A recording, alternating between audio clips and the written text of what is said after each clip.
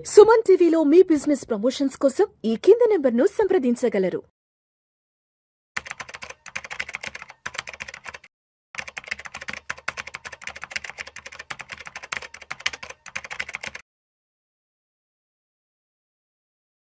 నమస్తే, welcome to Vishnu talks.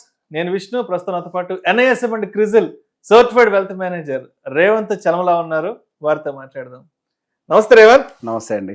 Revanth, welcome to Vishnu talks and welcome to Suman TV. Thank you. So Revanth, గత 18-19 నెలలుగా మార్కెట్లకు ఎన్ని రకాల దెబ్బలు పడాలో అన్ని రకాల దెబ్బలు మార్కెట్లకు పడుతూనే ఉన్నాయి. ఎన్ని రకాల ఇబ్బందులు పడాలో అన్ని రకాల ఇబ్బందులు మార్కెట్లు కంటిన్యూస్గా 2024 సెప్టెంబర్ నుంచి మార్కెట్లు పడుతూనే ఉన్నాయి. సరే, మార్కెట్లు పడడం మొదలైన దగ్గర నుంచి ఈ మెటల్స్ అయితే మాత్రం విపరీతమైన ర్యాలీ స్టార్ట్ అయిపోయినాయి. మనం ఎవరం కూడా ఊహించిన రీతిలో బంగారం, వెండి ధరలు ఆల్ టైమ్ హై చూసేసాం మొన్నటి దాకా. 24 క్యారెట్స్ 10 గ్రామ్స్ అయితే ఆల్మోస్ట్ ఒక 2 లక్షలకి వెళ్ళిపోయింది. సిల్వర్ ఏమో 4,20,000, 4,30,000 దాకా వెళ్ళిపోయింది. సో ఇప్పటిదాకా మనం చూసిన గతం ఇదంతా కూడా. సో ఇప్పుడు ఇక్కడి నుంచి మార్కెట్లలో పెద్ద వాలటాలిటీ, మార్కెట్లకి పెద్ద పెద్ద ఇబ్బందులు, జియో పొలిటికల్ టెన్షన్స్ అన్నీ ఉన్నాయి కాబట్టి మరి రాబోయే రోజుల్లో ఇన్వెస్ట్మెంట్స్కి సంబంధించి ఎవరు రాజ్యం ఏలబోతున్నారు అంటే బంగారం, వెండి versus mutual fund investments. So రాబోయే రోజుల్లో ఈ మార్కెట్లలో గెలుపు ఎవరిది కాబోతోంది అంటే మెటల్ ఇన్వెస్ట్మెంట్స్ కాబోతుందా, లేదంటే మ్యూచువల్ ఫండ్ ఇన్వెస్ట్మెంట్స్ రాణించబోతున్నాయా? ఓకే, మొన్నటి వరకు బంగారం విపరీతమైన రిటర్న్ ఇచ్చేసరికి సార్ చాలా మంది ఇన్వెస్టర్స్ చేసిన పని, వాళ్ళ ఇంట్లో ఉన్న బంగారాన్ని తాకట్టు పెట్టి మళ్ళీ గోల్డ్ కొన్నారు. మరి కొంతమంది ఇంకా అగ్రెసివ్గా ఏం చేశారంటే ఇంట్లో ఉన్న బంగారాన్ని తాకట్టు పెట్టి గోల్డ్ కొన్నారు, ఈ బంగారాన్ని తాకట్టు పెట్టి మళ్ళీ గోల్డ్ కొన్నారు. ఇంత సైకిల్ని ఫామ్ చేసిన వాళ్ళు ఉన్నారు. గోల్డ్ ఏదో విపరీతంగా పెరిగిపోతుంది, ఇక జీవితంలో మనం గోల్డ్ వైపు చూడలేము, గోల్డ్ని మనం అందుకోలేము, గోల్డ్ తప్ప ప్రపంచంలో ఏం లేదు. Let me be straight. Gold గత చరిత్రలో ఒక 2 or 3 year టైం ఫ్రేమ్లో 300% రిటర్న్స్ ఇచ్చిన సందర్భాలు కొన్ని ఉన్నాయి. ఎప్పుడెప్పుడైతే అది ఒక 300% రిటర్న్స్ డెలివరీ చేసిందో, ఒకసారి 20 years కన్సాలిడేట్ అయింది, ఒకసారి 10 year కన్సాలిడేట్ అయింది, ఒకసారి 7 year కన్సాలిడేట్ అయింది. సో 300% రిటర్న్ వచ్చిన తర్వాత అంటే ఏదైతే ఒక పీక్ ఫామ్ అవుతుందో, నేను చెప్పేది ఆ పీక్ని మళ్ళీ బ్రేక్ చేయడానికి ఒక లాంగ్ కన్సాలిడేషన్ పీరియడ్ అనేది జరుగుతుంది. అది గోల్డ్లో అవ్వచ్చు, రియల్ ఎస్టేట్లో అవ్వచ్చు, ఈక్విటీ మార్కెట్లో అవ్వచ్చు. ఈ కన్సాలిడేషన్ అనేది జరుగుతుంది. సో ఇక్కడ గోల్డ్లో కానీ మ్యూచువల్ ఫండ్స్లో కానీ రాంగ్ ఎస్టిమేషన్స్ సెట్ చేసుకుంటే ప్రాబ్లంగా మారుతుంది. మొన్నటి వరకు 2024 సెప్టెంబర్ మీరు చెప్పిన టైం వరకు ఎవరు చెప్పినా నేను వినేదిలే అన్నట్టుగా స్మాల్ క్యాప్ లంకలు పడ్డారు. విన్నారా? వద్దురా అని అంటే నువ్వు భయపెడుతున్నావు, నువ్వు ఇది చేస్తున్నావు, నేను తెప్పించుకోవడానికి ట్రై చేస్తున్నావు అని చెప్పి మన కింద కామెంట్లు పెట్టారు. అప్పుడు ఏదో బబుల్ గిబుల్ అని కూడా మనం మాట్లాడుకున్నాం. బబుల్ బ్లాస్ట్ అని కూడా అప్పుడు మన జనాలు తిట్టారు, మన్నే తిట్టారు. 2024 సెప్టెంబర్ మన తిట్టారు జనాలు, రైట్? సి అట్లా పరిగెట్టద్దు, పాయింట్ అది. ఇప్పుడు గోల్డ్ వెనకాలని అట్లా పరిగెట్టడం తప్పు. రాంగ్ ఎస్టిమేట్స్ సెట్ చేసుకుంటున్నాం మనం. సో ఇప్పుడు ఏం జరిగింది? లాస్ట్ 1 to 3 years లో గోల్డ్ మళ్ళీ ఒక 300% ర్యాలీ అయింది. మన స్టాక్ మార్కెట్ మాత్రం దాని యొక్క రిటర్న్స్ లాస్ట్ 3 year యావరేజ్ ని న్యూట్రల్ చేసి పడేసింది, మ్యూట్ చేసేసింది. Last 1 year consolidation, small cap అయితే ఇంకా 20% డిప్లోనే ఉంది. సో బేసిక్గా ఎప్పుడు ఇన్వెస్టింగ్లో స్ట్రాటజీ చెప్తాను నేను. దీన్ని ఎసెట్ రొటేషన్ స్ట్రాటజీ అని అంటారు. సో దానికి చాలా డిసిప్లిన్ ఉండాలి, మార్కెట్ అండర్స్టాండింగ్ ఉండాలి. ఆ డిసిప్లైన్డ్ వేలో కనుక స్ట్రాటజీని ఫాలో అయ్యాము అని అంటే ఇక ఇన్వెస్టింగ్లో మనమే కింగ్. సో దానికి చాలా డిసిప్లిన్ కావాలి, కొంచెం మంచి టైమింగ్ చూసుకోవాలి. మార్కెట్లో కాంట్రా ఇన్వెస్టింగ్ గురించి నేను చాలాసార్లు మాట్లాడాను. నాకు తెలిసి కాంట్రా ఇన్వెస్టింగ్ గురించి తెలుగులో నేను ఎక్కువ మాట్లాడుంటా. నేను ఒక మంచి కాంట్రా ఇన్వెస్టర్ని. దీనికి కావాల్సిన మొదటి క్వాలిటీ ఏంటంటే పేషెన్స్. కంగారు పడద్దు, పేషెన్స్ ఉండాలి. సో పేషెన్స్ ఎందుకు అవసరం అని అంటే మనం కొనే ప్రతిదీ ఏదైతే అండర్ వాల్యూడ్గా ఉందో, ఏదైతే గతంలో పెరగలేదో, ఏదైతే గతంలో పెరగడానికి అవకాశం ఉందో వీటిని ఐడెంటిఫై చేయడం మన పని. దానికి పెద్ద ఎత్తున మనం ఎకానమీని చదవాల్సిన అవసరం లేదు, సింపుల్ స్ట్రాటజీ చెప్తాను. ఇప్పుడు మనకి 2022 ఆ పీరియడ్లో గోల్డ్ కన్సాలిడేట్ అయింది.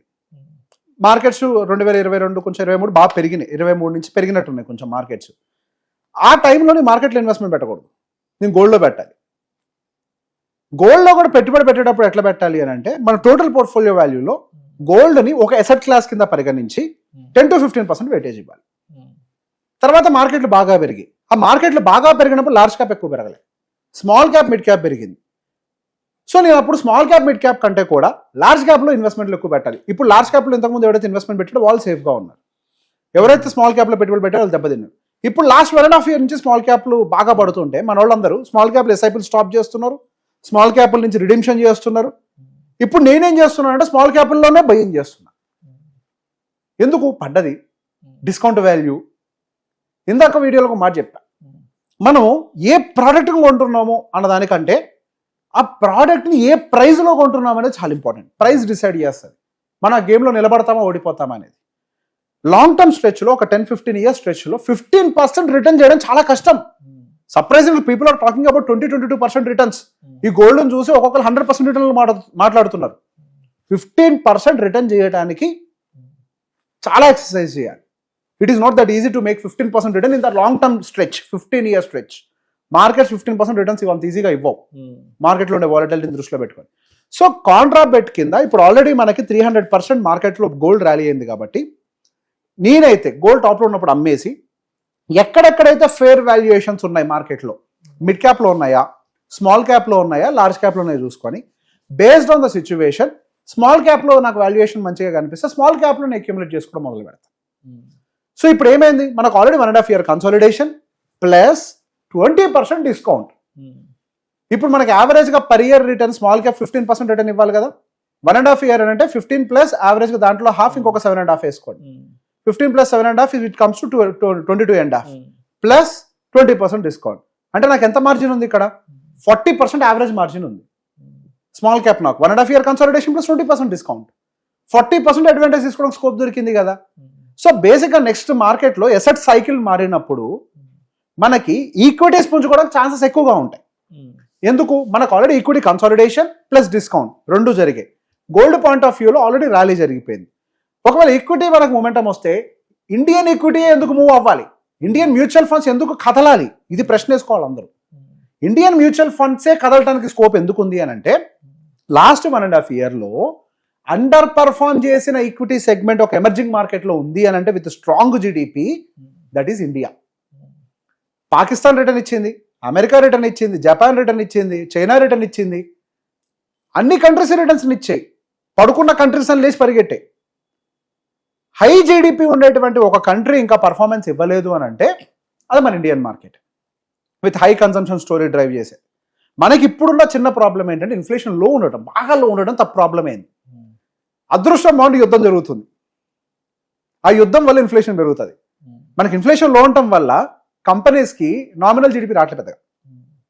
సో బేసిక్ ఏంటి అని అంటే రియల్ జీడిపి ప్లస్ ఇన్ఫ్లేషన్ కలిపితే మనకు ఒక ఫిగర్ వస్తుంది. అది చాలా important.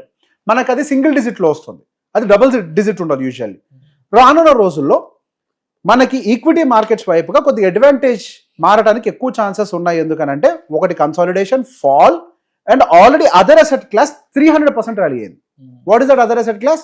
That is gold.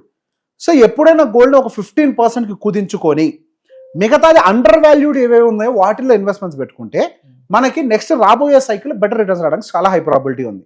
And మనకి when it comes to equity markets, mutual funds returns ఇవ్వడానికి mutual fund industry equity market చూడాల్సిన బ్యాడ్ అంతా చూసేసింది, అన్ని దరిద్రాలు చూసేసింది, ఇంకా మిగిలింది ఏం లేదు. వార్ చూసింది, టారిఫ్ ఇష్యూస్ చూసింది, హై ఇన్ఫ్లేషన్ చూసింది, లో కంపెనీస్ గ్రోత్ చూసేసింది, హై ఇంట్రెస్ట్ రేట్ చూసింది, ఇప్పుడు లో ఇంట్రెస్ట్ రేట్ వైపుగా మూవ్ అవుతున్నాం, అన్ని చూసేసాం. ఇంకేంటి పెండింగ్ ఉంది మార్కెట్కి? ఇప్పుడు ఏంటి ఖాళీగా ఉంది? ఇంకా పెండింగ్ ఏం లేదు మార్కెట్కి. టారిఫ్ ఇష్యూ సాల్వ్, యుద్ధాలు అవి జరుగుతూ ఉంటే మార్కెట్ పట్టించుకోకపోతూనే ఉంటుంది, టెంపరీ రియాక్షన్ ఇచ్చేసి. ఇంకా బ్యాలెన్స్ ఏదైనా ఉంది అంటే ఒక గుడ్ న్యూసే. ఇక అంతకుమించి ఇక బ్యాలెన్స్ ఏం లేదు. ఒక మనిషి జీవితంలో అన్ని దరిద్రాలు చూసాక ఇంకేం మిగిలింది, పోవడానికి ఇక మంచే కదా అని అనుకుంటారు. ఇక మిగిలింది మంచే కదా అని. ఈక్విటీ మార్కెట్ కండిషన్ ఇప్పుడు అదే, ఇంకా మంచి పెండింగ్ ఉంది. సో బేసిక్ ఇప్పుడు ఈక్విటీ మార్కెట్స్కి చాలా హై ప్రాబబిలిటీ ఉంది. సో ఇన్వెస్ట్మెంట్స్ పెట్టుకునేటప్పుడు ఇప్పుడు rather than gold, what I prefer personal building my portfolio is I prefer more equity related mutual funds. Debt కూడా ఇప్పుడు నీకు ఎక్కువ ఫోకస్ పెట్టను. I don't believe markets will fall more from here. So det based కంటే కూడా equity based mutual funds లో అందులో పర్టికులర్గా నేను స్మాల్ క్యాప్ సెగ్మెంట్ మీద ఇప్పుడు ఎక్కువగా ఫోకస్ పెట్టాలనుకుంటున్నాను. ఎందుకంటే ఇప్పుడు స్మాల్ క్యాప్ నాకు ఎక్కువ అంటే 40% డిస్కౌంట్ నాకు కనపడుతుంది. స్ట్రైట్ అవే 20% ఫాలే, బట్ నాకు మొత్తం కలిపి 40% డిస్కౌంట్ కనపడుతుంది. అండ్ వాటిల్లో ఎర్నింగ్స్ కూడా బాగా రివైవ్ అవుతున్నాయి. మిడ్ క్యాప్ తో కంపేర్ చేసిన స్మాల్ క్యాప్స్ ఇంకెక్కువ అట్రాక్టివ్ గా కనపడుతున్నాయి. Of course large caps are good eventually, and small caps are looking more attractive. And the beauty ఏంటి అంటే స్మాల్ క్యాప్ తోటి ఇప్పుడు ఒకప్పుడు లార్జ్ క్యాప్ కంపెనీస్ ఏ సైజులో ఉన్నాయో ఇప్పుడు స్మాల్ క్యాప్ కంపెనీస్ ఆ స్థాయికి చేరాయి. వాటి యొక్క మార్కెట్ క్యాప్ ఆ స్థాయిలో ఉన్నాయి. ఇప్పుడు 2000 ప్లస్ మార్కెట్ క్యాప్ ఉండే కంపెనీస్ ఇప్పుడు 1000 ఉన్నాయి దాదాపుగా మార్కెట్లో.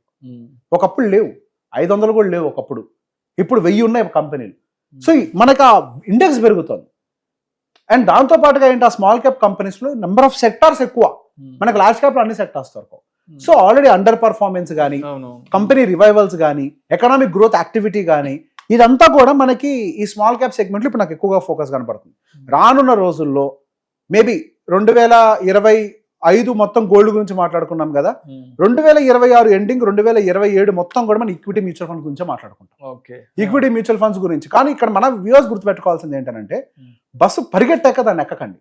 నేను ఎప్పుడో బస్ థియరీ చెప్తా, బస్సును చేజ్ చేయొద్దు, బస్సు ఆగున్నప్పుడు ఎక్కండి, అంతే. సేఫ్ అది లైఫ్ సేవర్ కదా, అంతే. సి మనం కూల్ గా ఉన్నప్పుడు మనం దాంట్లో ఎంట్రీ తీసుకుంటే ఆ జర్నీ మొత్తం సాఫీగా సాగుద్ది. కానీ మన వాళ్ళందరూ ఏం చేస్తారు, న్యూస్ లోకి వచ్చి మళ్ళాంటి వాళ్ళు అంత రిటర్న్స్ వచ్చాయి, ఇంత రిటర్న్స్ వచ్చాయి, అబ్బో అంటే తప్పించి దాని వైపు చూడరు.